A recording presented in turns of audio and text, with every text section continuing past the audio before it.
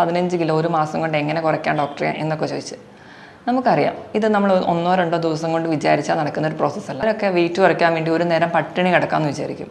അങ്ങനെ നമ്മൾ ഭക്ഷണം കഴിക്കാതിരിക്കുമ്പോൾ നമ്മുടെ ശരീരത്തിൻ്റെ മെറ്റബോളിക് ആക്ടിവിറ്റി കുറഞ്ഞിരിക്കുകയാണ്. അത് കഴിഞ്ഞ ഉടനെ നമുക്ക് നല്ലപോലെ വിശക്കുമ്പോൾ നമ്മൾ വീണ്ടും ഭക്ഷണം കഴിക്കും. അപ്പോൾ നമ്മുടെ ശരീരം എന്താ ചെയ്യുന്നതെന്ന് വെച്ച് കഴിഞ്ഞാൽ അപ്പം കഴിക്കുന്ന ഭക്ഷണം എല്ലാം കൂടി സ്റ്റോർ ചെയ്യുകയാണ് ചെയ്യുക.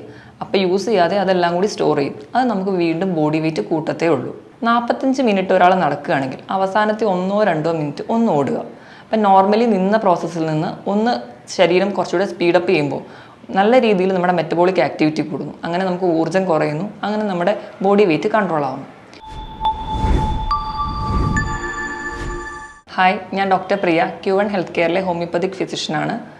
ഇന്ന് ക്ലിനിക്കിൽ ഒരുപാട് പേര് വരുന്നുണ്ട്. 15 കിലോ ഒരു മാസം കൊണ്ട് എങ്ങനെ കുറയ്ക്കാം ഡോക്ടറെ എന്നൊക്കെ ചോദിച്ച് നമുക്കറിയാം ഇത് നമ്മൾ ഒന്നോ രണ്ടോ ദിവസം കൊണ്ട് വിചാരിച്ചാൽ നടക്കുന്ന ഒരു പ്രോസസ്സല്ല. കൃത്യമായ ഡയറ്റും വ്യായാമവും ഒക്കെ വേണം. നമുക്ക് ഇന്ന് ഈ വിഷയത്തെക്കുറിച്ച് സംസാരിക്കാം. എന്താണ് ഒബ്യസിറ്റി അഥവാ അമിതവണ്ണം? എന്താണ് അമിതവണ്ണം? ശരീരത്തിലെ കൊഴുപ്പ് നമ്മുടെ ആരോഗ്യത്തെ ബാധിക്കും വിധം വർദ്ധിക്കുന്ന കണ്ടീഷനാണ് അമിതവണ്ണം. പണ്ടൊക്കെ മധ്യവയസ്കരിലാണ് കൂടുതലായി കണ്ടിരുന്നത്. പക്ഷേ ഇന്ന് കുട്ടികളിലും ചെറുപ്പക്കാരിലും ഒക്കെ ഈ കണ്ടീഷൻ ഒരുപാട് കാണുന്നു. എങ്ങനെയാണ് നമുക്ക് അമിതവണ്ണം ഉണ്ടെന്ന് കണ്ടുപിടിക്കാം? അതിനുവേണ്ടി നമ്മൾ യൂസ് ചെയ്യുന്ന ടേമാണ് ബേസൽ ബോഡി മാസ് ഇൻഡെക്സ്, അഥവാ നമുക്കതെങ്ങനെ കണ്ടുപിടിക്കാം എന്ന് നോക്കാം.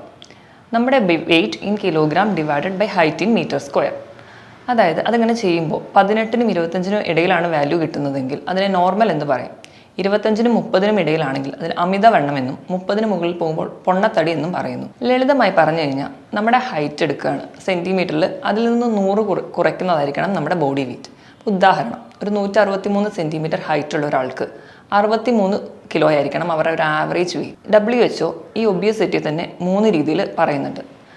30 മുതൽ 35 വരെയാണെങ്കിൽ ക്ലാസ് 1 എന്നും, 35 മുതൽ 40 വരെ ആകുമ്പോൾ ക്ലാസ് 2 എന്നും, 40-ന് മുകളിൽ പോയാൽ ക്ലാസ് 3 എന്നുമായിട്ട് ഡിവൈഡ് ചെയ്ത് വെച്ചിട്ടുണ്ട്. അമിതവണ്ണം എന്തുകൊണ്ടൊക്കെ ഉണ്ടാകാമെന്ന് നോക്കാം. അമിതവണ്ണം ഉണ്ടാകുന്ന കാരണങ്ങളെ നമ്മൾ രണ്ടായിട്ട് തരംതിരിച്ചിട്ടുണ്ട്. എൻഡോജീനിയസ് കണ്ടീഷൻ എന്നും എക്സോജീനിയസ് കണ്ടീഷൻ എന്നും. എക്സോജീനിയസ് കണ്ടീഷൻ എന്ന് പറഞ്ഞാൽ പുറത്തുനിന്നുള്ള കാരണങ്ങൾ, നമ്മുടെ ഫുഡിൻ്റെ അളവ് കൂടുന്നു, വ്യായാമം കുറയുന്നു തുടങ്ങിയ കാരണങ്ങൾ. എൻഡോജീനിയസ് എന്ന് പറഞ്ഞാൽ ശരീരത്തിൻ്റെ തന്നെ കാരണങ്ങൾ, ചില ഹോർമോണൽ ഇംബാലൻസ്, ഉദാഹരണം തൈറോയിഡിൻ്റെയൊക്കെ ഇംബാലൻസ് മൂലം നമുക്ക് വണ്ണം വെക്കുന്നത് കാണാം. ഇതിന് പുറമെ തന്നെ ചിലർക്ക് പാരമ്പര്യം കൊണ്ടുവരാം, ചില മരുന്നുകൾ സ്റ്റിറോയിഡ്സ് കഴിക്കുന്നതുകൊണ്ട് വരാം, ചില അസുഖങ്ങൾ കൊണ്ട് നമുക്ക് വണ്ണം വെക്കാം.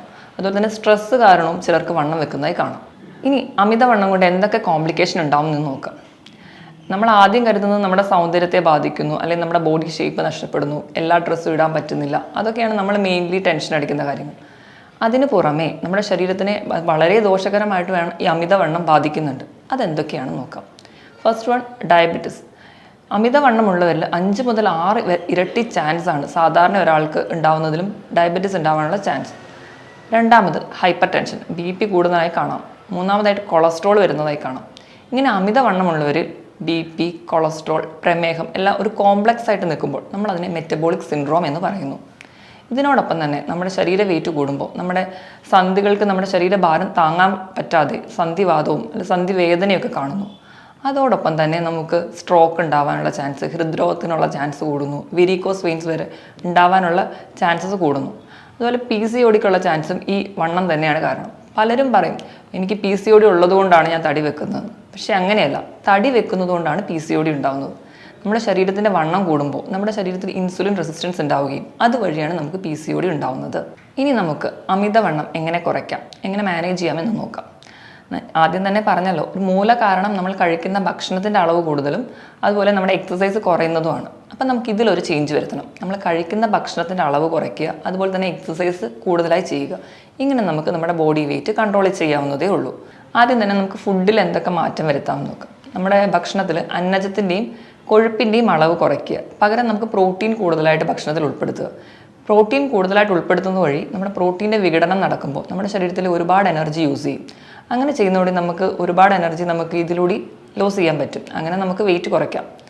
ഇതുപോലെ തന്നെ ഒരുപാട് വെള്ളം കുടിക്കുന്നത് നല്ലതാണ്. അതായത് നമ്മുടെ ശരീരത്തിന് 2 മുതൽ 3 ലിറ്റർ വരെ വെള്ളം കുടിക്കുക. വെള്ളം കുടിക്കുമ്പോൾ നമ്മുടെ മെറ്റബോളിക് ആക്ടിവിറ്റി കൂടുന്നു. അങ്ങനെ നമുക്ക് എനർജി ലോസ് വന്നിട്ട് വെയിറ്റ് നമുക്ക് കൺട്രോൾ ചെയ്യാം. നമ്മൾ കഴിക്കുന്ന ഭക്ഷണത്തിൽ കഴിക്കുന്ന അരി അടങ്ങിയ ഭക്ഷണങ്ങൾ നല്ല രീതിയിൽ തന്നെ നമുക്ക് കുറയ്ക്കണം. അതിന് പകരം നമുക്ക് ചോളം, കമ്പം തുടങ്ങിയ ധാന്യങ്ങൾ ഉൾപ്പെടുത്താവുന്നതേ ഉള്ളൂ. ഭക്ഷണത്തിൽ പ്രോട്ടീനോടൊപ്പം തന്നെ വെജിറ്റബിൾസും ഫ്രൂട്ട്സും കൂടുതലായിട്ട് ഉൾപ്പെടുത്തുക. പിന്നെ നമ്മൾ ഭക്ഷണം കഴിക്കുമ്പോൾ സ്കിപ്പ് ചെയ്യാതെ കഴിക്കാൻ ശ്രദ്ധിക്കുക. ചിലരൊക്കെ വെയിറ്റ് കുറയ്ക്കാൻ വേണ്ടി ഒരു നേരം പട്ടിണി കിടക്കാമെന്ന് വിചാരിക്കും. അങ്ങനെ നമ്മൾ ഭക്ഷണം കഴിക്കാതിരിക്കുമ്പോൾ നമ്മുടെ ശരീരത്തിൻ്റെ മെറ്റബോളിക് ആക്ടിവിറ്റി കുറഞ്ഞിരിക്കുകയാണ്. അത് കഴിഞ്ഞ ഉടനെ നമുക്ക് നല്ലപോലെ വിശക്കുമ്പോൾ നമ്മൾ വീണ്ടും ഭക്ഷണം കഴിക്കും. അപ്പം നമ്മുടെ ശരീരം എന്താ ചെയ്യുന്നതെന്ന് വെച്ച് കഴിഞ്ഞാൽ അപ്പം കഴിക്കുന്ന ഭക്ഷണം എല്ലാം കൂടി സ്റ്റോർ ചെയ്യുകയാണ് ചെയ്യുക. അപ്പം യൂസ് ചെയ്യാതെ അതെല്ലാം കൂടി സ്റ്റോർ ചെയ്യും. അത് നമുക്ക് വീണ്ടും ബോഡി വെയിറ്റ് കൂട്ടത്തേ ഉള്ളൂ. അതുപോലെ നമ്മൾ ഭക്ഷണത്തിലൊക്കെ വയറിനൊന്നും വലിയ ബുദ്ധിമുട്ടുകളൊന്നും ഇല്ലാത്തവരാണെങ്കിൽ എരിവിൻ്റെ അംശം കുറച്ച് കൂട്ടിക്കഴിഞ്ഞാൽ നമ്മുടെ മെറ്റബോളിക് ആക്ടിവിറ്റി കൂടുന്നതായി കാണാം. അതുവഴി നമുക്ക് ഒരു എനർജി ലോസ് ഉണ്ടാക്കാം. ഇതുപോലെ തന്നെയാണ് നമുക്ക് കൃത്യമായ വ്യായാമം ചെയ്യുക എന്ന് പറഞ്ഞാൽ ദിവസവും 45 മിനിറ്റ് മുതൽ 1 മണിക്കൂർ വരെ ആഴ്ചയിൽ 5 ദിവസമെങ്കിലും വ്യായാമം ചെയ്യാൻ ശ്രദ്ധിക്കുക. പ്രത്യേകിച്ച് വ്യായാമം ചെയ്യുമ്പോൾ രാവിലെ തന്നെയൊക്കെ വ്യായാമം ചെയ്യുന്നവരാണെങ്കിൽ വ്യായാമത്തിന് പോകുന്നതിൻ്റെ മുമ്പ് ഒരു ഗ്ലാസ് കാപ്പി അല്ലെങ്കിൽ ഗ്രീൻ ടീ ഒക്കെ കഴിച്ചിട്ട് പോകുന്നത് നല്ലതാണ്. കാപ്പിയിലും ഗ്രീൻ ടീയിലും ഒക്കെ കഫീൻ എന്ന് പറയുന്ന ഒരു കണ്ടൻറ് ഉണ്ട്. കഫീൻ എന്ന് പറയുന്ന കണ്ടൻറ്റ് നമ്മുടെ മെറ്റബോളിക് ആക്ടിവിറ്റി വർദ്ധിപ്പിച്ച് നമുക്ക് എനർജി ലോസ് ഉണ്ടാക്കാനായിട്ട് സഹായിക്കും. ഇനി രണ്ടാമതായിട്ട് എക്സസൈസ് ചെയ്തു. അത് കഴിഞ്ഞ് നമുക്ക് മൂന്നാമതായിട്ട് ചെയ്യാവുന്ന ഒരു കാര്യമാണ് ഇൻ്റർമീഡിയറ്റ് ഫാസ്റ്റിംഗ്. ഇൻ്റർമീഡിയറ്റ് ഫാസ്റ്റിംഗ് എന്ന് പറഞ്ഞു കഴിഞ്ഞാൽ 13 മുതൽ 16 മണിക്കൂർ വരെ 2 ഭക്ഷണത്തിനിടയിൽ ഗ്യാപ്പ് ഇടുക. അത് നമുക്ക് പല രീതിയിൽ ചെയ്യാം. ഒന്നാമത്തെ രീതി എന്ന് പറഞ്ഞാൽ രാവിലെയും ഉച്ചയ്ക്കും കൃത്യമായ സമയത്ത് ഭക്ഷണം കഴിച്ച് രാത്രിയത്തെ ഡിന്നർ കുറച്ച് നേരത്തെ കഴിക്കുക. ഒരു 6 മണിക്കോ 7 മണിക്കോ ഒക്കെ കഴിക്കുക. പിറ്റേ ദിവസം രാവിലത്തെ പ്രഭാത ഭക്ഷണം കുറച്ച് ലേറ്റായിട്ട് കഴിക്കുക. ഇനി രണ്ടാമത്തെ വിഭാഗം എന്ന് പറഞ്ഞു കഴിഞ്ഞാൽ രാവിലത്തെ ഫുഡ് സ്കിപ്പ് ചെയ്യുക. പകരം ഉച്ചയ്ക്ക് രാത്രിയും കൃത്യമായി ഭക്ഷണം കഴിക്കുക. പക്ഷേ നമ്മുടെ ബ്രേക്ക്ഫാസ്റ്റ് എന്ന് പറഞ്ഞാൽ നമ്മുടെ ബ്രെയിനിൻ്റെ ഫുഡാണ്. അപ്പോൾ ഏറ്റവും നല്ലത് ഫസ്റ്റ് മെത്തേഡ് ഫോളോ ചെയ്യുന്നതാണ്. ഇനി മൂന്നാമതായിട്ട് ആഴ്ചയിൽ 5 ദിവസം നോർമലായിട്ട് ഫുഡ് കഴിക്കുക. 2 ദിവസം ഉപവസിക്കുക. ഉപവാസം എന്ന് പറയുമ്പോൾ പൂർണ്ണമായിട്ട് ഭക്ഷണം ഒഴിവാക്കുകയല്ല, ഭക്ഷണത്തിൻ്റെ ക്വാണ്ടിറ്റിയും അതുപോലെ കലോറിയൊക്കെ കുറച്ചിട്ട് ഭക്ഷണം കഴിക്കാൻ ശ്രദ്ധിക്കുക. ഇനി അടുത്ത ഒരു ഫീച്ചർ എന്ന് പറഞ്ഞു കഴിഞ്ഞാൽ ഓൾട്ടർനേറ്റ് ഡേയ്സിൽ ഉപവസിക്കുക. അപ്പോൾ ഞാൻ പറഞ്ഞ പോലെ ഭക്ഷണത്തിൻ്റെ അളവ് പൂർണ്ണമായിട്ട് ഒഴിവാക്കാനല്ല, കുറയ്ക്കുക. ക്വാണ്ടിറ്റിയും കലോറിയും കുറച്ചിട്ട് ഓൾട്ടർനേറ്റ് ഡേയ്സിൽ ഉപവാസം ചെയ്യുക. അങ്ങനെയും നമുക്ക് ഇൻ്റർമീഡിയറ്റ് ഫാസ്റ്റിംഗ് ചെയ്യാം. ചിലരിടത്തൊക്കെ ഡയറ്റ് ഫോളോ ചെയ്യാനൊക്കെ ക്ലിനിക്കിൽ വരുമ്പോൾ പലരും പറയും എൻ്റെ വയറ് തുറന്നു പോയി, അല്ലെങ്കിൽ എനിക്ക് വിശപ്പ് സഹിക്കാൻ പറ്റുന്നില്ല, അല്ലെങ്കിൽ ഫുഡിനോടുള്ള ക്രേവിങ് കൺട്രോൾ ചെയ്യാൻ പറ്റുന്നില്ല എന്നൊക്കെ.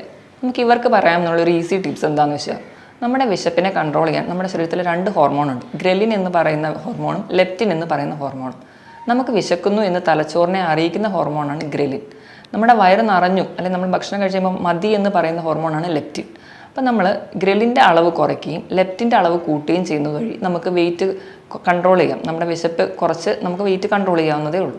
എങ്ങനെയൊക്കെ ചെയ്യാമെന്ന് നോക്കാം. നമ്മൾ കൃത്യസമയത്ത് തന്നെ ഭക്ഷണം കഴിക്കാൻ ശ്രദ്ധിക്കണം. അങ്ങനെ ചെയ്യുമ്പോൾ നമ്മുടെ ഒരു ഹോർമോൺ പ്രോപ്പർ ബാലൻസിൽ അങ്ങ് പോകും. അതുപോലെ ഒരുപാട് വിശന്നിട്ട് ഭക്ഷണം കഴിക്കരുത്. ഒരുപാട് വിശന്നിരിക്കുമ്പോൾ ഗ്രലിൻ എന്ന് പറയുന്ന ഹോർമോൺ കൂടുതലായിട്ട് ഇരിക്കും. അപ്പോൾ നമ്മൾ ഒരുപാട് ഭക്ഷണം കഴിക്കും. അത് വീണ്ടും ബോഡി വെയിറ്റ് കൂട്ടത്തേ ഉള്ളൂ. അതുപോലെ ഒരുപാട് വിശന്നിരിക്കുമ്പോൾ ഒരുപാട് സ്വീറ്റ്സ് കഴിക്കാതിരിക്കുക. സ്വീറ്റ്സ് കലോറി കൂടുതലുള്ള ഫുഡാണ്. അതുപോലെ കൃത്യസമയത്ത് ഉറങ്ങുമ്പോൾ ഈ ഹോർമോണൊക്കെ പ്രോപ്പറായിട്ട് ബാലൻസ് ആയിട്ട് പോകും. അപ്പം നമുക്ക് നമ്മുടെ വിശപ്പൊക്കെ കൺട്രോൾ ചെയ്യാം. ചിലർക്കൊക്കെ ടെൻഷൻ കാരണം ചിലർ ഭക്ഷണം ഒരുപാട് കഴിക്കുന്ന കാണും. ഇതെന്താണെന്ന് വെച്ചിട്ടുണ്ടെങ്കിൽ ടെൻഷൻ ഉള്ളപ്പോൾ നമ്മുടെ ലെപ്റ്റിൻ എന്ന് പറയുന്ന നമുക്ക് വയറ് നിറഞ്ഞു എന്ന് പറയുന്ന ഹോർമോൺ ഫങ്ഷൻ ചെയ്യത്തില്ല. അപ്പോൾ അവർക്ക് വയറ് നിറഞ്ഞൊരു സെൻസേഷൻ തോന്നില്ല, ഭക്ഷണം കഴിച്ചുകൊണ്ടേയിരിക്കും. അങ്ങനെ പൊണ്ണത്തടി വെക്കുന്നവരും ഉണ്ട്. ഇതുപോലെ ചില ഭക്ഷണങ്ങൾ കഴിക്കുകയാണെങ്കിൽ നമുക്ക് ഈ ലെപ്റ്റിൻ്റെ അളവ് കൂട്ടാൻ പറ്റും. ഉദാഹരണത്തിന് ഭക്ഷണം കഴിക്കുന്നതിന് മുൻപ് നമ്മൾ സാധാരണ ഒരു ലഞ്ചൊക്കെ കഴിക്കുന്നതിന് മുൻപ് പ്രോട്ടീനും ഫാറ്റും അടങ്ങിയ ഭക്ഷണം കഴിക്കുക. ഉദാഹരണത്തിന് നമുക്ക് മുട്ട കഴിക്കാം. അതിൽ പ്രോട്ടീനും ഉണ്ട് ഫാറ്റും ഉണ്ട്. ഭക്ഷണത്തിന് ഒരു 15 മിനിറ്റ് മുമ്പ് ഒരു മുട്ടയൊക്കെ കഴിക്കുകയാണെങ്കിൽ ഈ ലെപ്റ്റിൻ്റെ അളവ് കുറച്ച് കൂടുതലായിട്ട് ഉൽപ്പാദിപ്പിക്കുന്ന കാണാം. അതുപോലെ കഴിക്കുമ്പോൾ ഭക്ഷണം നല്ലോണം ചവച്ചരച്ച് കഴിക്കുകയാണെങ്കിൽ നമുക്ക് വയറ് കുറച്ചുകൂടി പെട്ടെന്ന് നിറഞ്ഞ പോലെ തോന്നും. അതുപോലെ ഭക്ഷണം കഴിക്കുന്നതിന് മുൻപ് 2 ഗ്ലാസ് ഒരു ഇളം ചൂട് വെള്ളം കുടിക്കുക. അതുപോലെ ഒരു ബൗൾ സാലഡ് കഴിക്കുക. അതിനൊരു 15 മിനിറ്റ് ശേഷം മാത്രം ഒരു ലഞ്ച് കഴിക്കുക. ഇങ്ങനെയൊക്കെ നമുക്ക് ഫുഡിലൂടെ ഒരു പരിധി വരെ വെയിറ്റ് കുറയ്ക്കാം. നമ്മൾ എക്സസൈസ് ചെയ്യുന്ന കാര്യം പറഞ്ഞല്ലോ. അപ്പോൾ അതിൻ്റെ കൂടെ തന്നെ നമ്മൾ ചെയ്യുമ്പോൾ മെയിൻലി ഹീറ്റ് ബേൺ എക്സസൈസ് ചെയ്യുക. ഹീറ്റ് ബേൺ എക്സസൈസ് എന്ന് പറഞ്ഞാൽ 45 മിനിറ്റ് ഒരാൾ നടക്കുകയാണെങ്കിൽ അവസാനത്തെ 1-2 മിനിറ്റ് ഒന്ന് ഓടുക. അപ്പം നോർമലി നിന്ന പ്രോസസ്സിൽ നിന്ന് ഒന്ന് ശരീരം കുറച്ചുകൂടെ സ്പീഡപ്പ് ചെയ്യുമ്പോൾ നല്ല രീതിയിൽ നമ്മുടെ മെറ്റബോളിക് ആക്ടിവിറ്റി കൂടുന്നു. അങ്ങനെ നമുക്ക് ഊർജ്ജം കുറയുന്നു. അങ്ങനെ നമ്മുടെ ബോഡി വെയിറ്റ് കൺട്രോൾ ആവുന്നു. ഇങ്ങനെയൊക്കെ ചെയ്യുന്നവരെ ഒരു പരിധി വരെ നമുക്ക് നമ്മുടെ ബോഡി വെയിറ്റ് കൺട്രോൾ ചെയ്യാൻ പറ്റും. അതുപോലെ മറ്റ് കോംപ്ലിക്കേഷൻസിലൂടെ ശരീരം പോവാതിരിക്കാനും പറ്റും. ഇനി നമുക്ക് ബോഡി വെയിറ്റ് കുറയ്ക്കണമെങ്കിൽ അത് നമ്മൾ തന്നെ വിചാരിച്ചാലേ നടക്കുകയുള്ളൂ. നമ്മൾ കഴിക്കുന്ന ഭക്ഷണത്തിൻ്റെ അളവ് കുറയ്ക്കുക, അതിനോടൊപ്പം തന്നെ കൃത്യമായി വ്യായാമം ചെയ്യുന്ന വഴി, സ്ട്രെസ്സൊക്കെ കുറയ്ക്കുന്ന വഴി, രാവിലെ ഒന്ന് നടക്കാൻ പോകുന്ന വഴി നമുക്കൊരു മൈൻഡ് കുറച്ചുകൂടെ ഫ്രീ ആയിട്ടിരിക്കാൻ പറ്റും. ഇതിനോടൊപ്പം തന്നെ എന്തെങ്കിലും കോംപ്ലിക്കേഷൻസ് ഒക്കെ വരാതിരിക്കാൻ വേണ്ടി നമുക്ക് ഹോമിയോപ്പതിയിൽ ഫലപ്രദമായ ചികിത്സ ലഭ്യമാണ്. മറ്റൊരു വീഡിയോയിൽ വേറൊരു ഹെൽത്ത് ടോപ്പിക്കുമായിട്ട് വീണ്ടും കാണാം. Thank you.